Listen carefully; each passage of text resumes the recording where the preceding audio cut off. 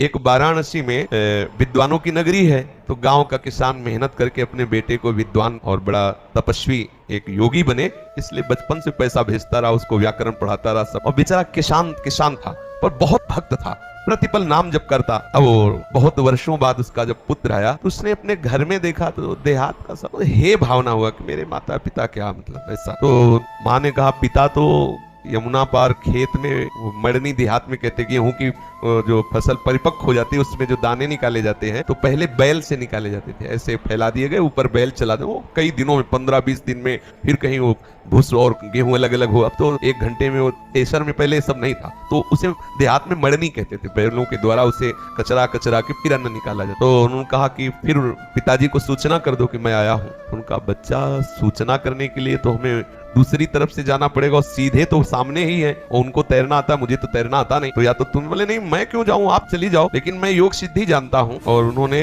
मंत्र पढ़ करके राख दिया कि आप डालना, आपको मार्ग मिल जाएगा। और ब्रह्मचर्य तपस्या व्याकरण सब पढ़ लिख के ऐसा किया गई। तो उन्होंने कहा कि पुत्र आया है, तो बड़े आनंदित हुए। कैसे आई?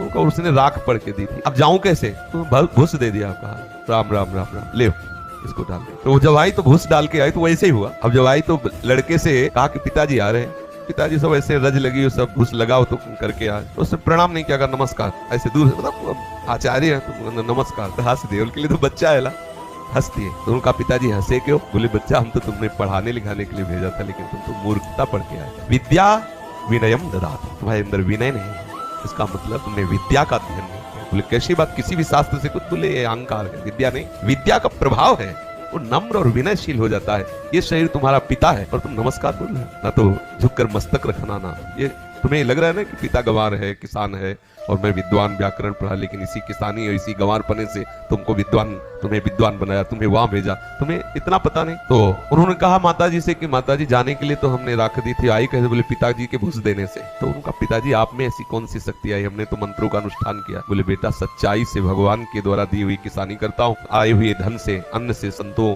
अतिथियों का सेवन करता हूँ, नाम जप करता हूँ, मुझे उसके प्रताप से सब पता है कि तू क्या सोच रहा है, क्या करके आ रहा है, सारी सिद्धियां उसको प्राप्त हो। किसान है, केवल परिवर्तन करना है सोच का केवल परिवर्तन है। हमें जितना लाभ इस माला चलाने से होगा ना, उतना ही लाभ उस किसान को होगा जो हर कदम पे राम राम बोलता है, कृष्ण कृष्ण बोलता है, हरि हरि बोलता है और किसानी कर। हमारा माला से ज्यादा उसका जोर होगा।